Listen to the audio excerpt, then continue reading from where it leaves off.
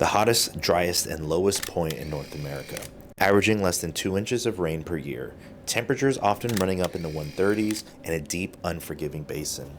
Welcome to Death Valley. No one ever thinks camping in the desert is going to be fun, especially here. At about 8 a.m., the heat was already beginning to rise, and staying inside the tent was no option. Time was limited this trip, and we had to get moving. We started with breakfast and coffee and planned out the day. At about 9 a.m., it was already getting close to 80 degrees, and when the sun is directly on you, it really beats you. It really shows that true desert heat. We stayed at the Furnace Creek campgrounds, where there was a large selection of different types of campsites. There was RV camping, regular tent camping, and one of the best things about this campsite was that it was really spread open, right? There was a lot of different campsites that you could choose from that had plenty of space to have plenty of people if you had a large group, but you could also be further away from other campsites, right? Which made things like being quiet, going to bed at a reasonable hour, made things really easy. You also weren't disturbed from your neighbors, right? Because the campsites were so far away. So if they had lights, if they had, things that they were doing at night, you weren't really hindered or bothered by it, which is something I really appreciated about this campsite. Anytime I go to a national park, I have to visit the visitor center.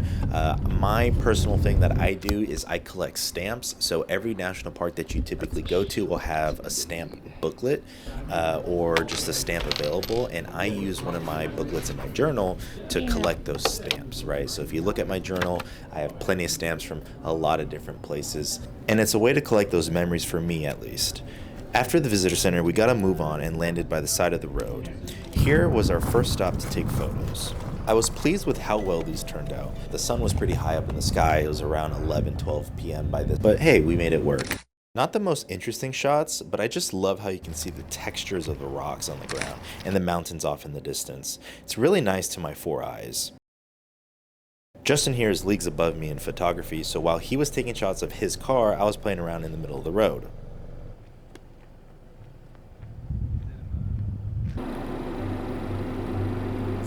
We eventually got to our first stop and first highlight of the trip, and these photos give some of the best interpretations of what a desert landscape should look like. Some of the colors could make it feel otherworldly, like we were on Mars or something.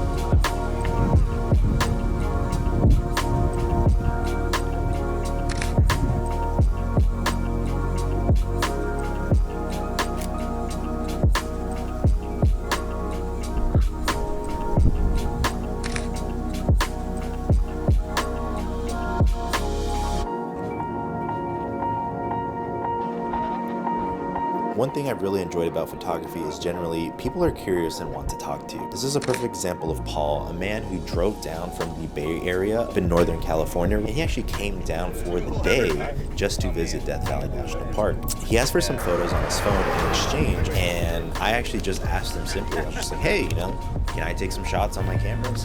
And I was very surprised that he said yes, but also it just shows the beauty of photography, right? When people see that you have a camera, they're gonna get curious. They're gonna wanna know what you're photographing. Doing something like this for a stranger nonetheless, and using my film nonetheless, because you are kind of limited to how many shots you take, was something I was just very curious about, very interested in. So I said yes, and I asked him, and he was more than kind enough to let me take some photos of him. I've been playing around more with different angles to show where I'm at when I take photos, as opposed to just POV shots from my camera, and I think it's adding to the fun of it. Some of my favorite shots this trip happen to be of the road and surrounding landscapes. Check this one out.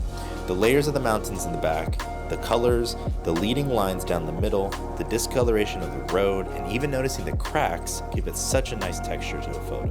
We eventually got up in elevation and was able to see the Salt Basin in the valley, and if you feel that this place looks familiar, it's because it is. If you've ever seen Star Wars, they actually filmed Tatooine here, the desert city, and here, at Dante's Point, you can actually see in the distance where the fictional desert city would be. Pretty cool if you ask me.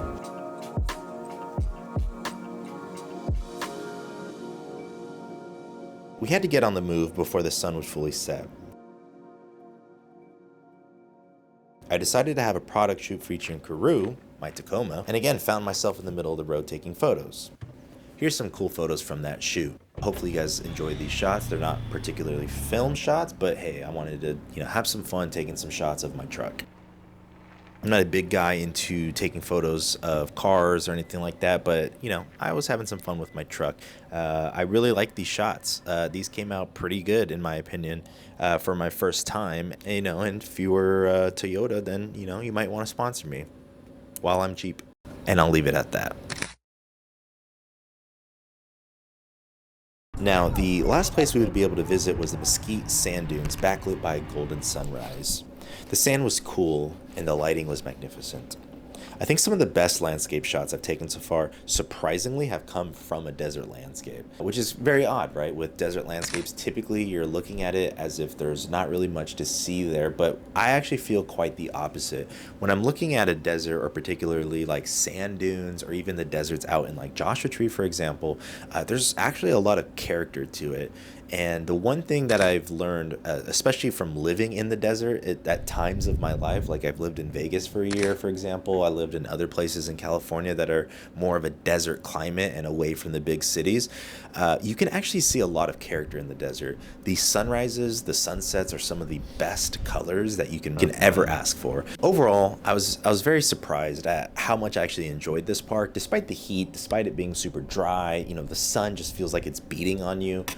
There was some just like unexplainable beauty to it, right? There's this unexplained beauty that kind of just encaptures you, right? There's a lot more that I wish I could have explored. Unfortunately, the weather and just the situation at hand didn't allow me to explore those areas, which is okay. But eventually I do want to go back. I do want to go back and have a full weekend at least to really take my time with my photography and really capture some amazing shots, okay? The sand dunes, on the other hand, were gorgeous. The shadows in the sand, the tall dunes in the distance was a sight to be seen for sure.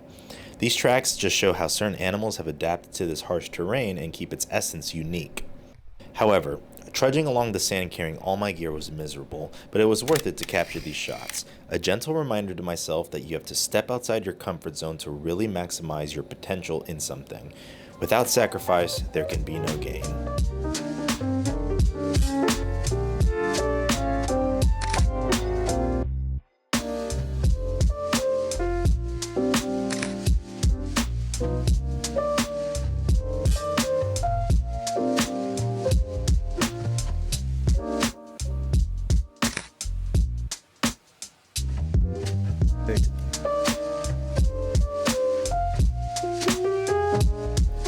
And with that, I will leave you. Thank you for dedicating your time and attention to watching this video. If you liked the video, make sure to subscribe for more. On to the next adventure.